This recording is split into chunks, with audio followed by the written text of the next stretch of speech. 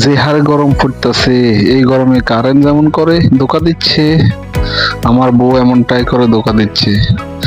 গরমের ভয়ে বাপের বাড়ি চলতে গেছে, বলতেছে আর আমু না, তোমার ভাত রান্নাও খাওয়াবো না। হাই রে গরম, এই গরমে সবাই ভয় করে গরমের, দেখি কি করা যায়। হাই রে গরম, কি আর করার, বউ চলে গেছে এই গরমে। এই গরমে বিছানাতে শুলে বিছানার দিকে তাকিয়ে মনে হচ্ছে নিজের খবরে শুয়ে আছে, শুধু গরম আর গরম।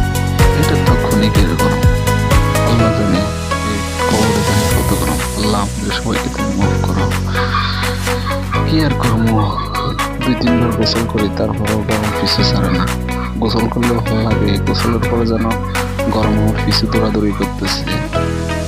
এই গরমের শুধু তোমার কথাই বারবার মনে পড়ে। শীতকাল, তুমি আবার কবে ফিরে আসবে? ফিরে এসো, আই মিস ইউ।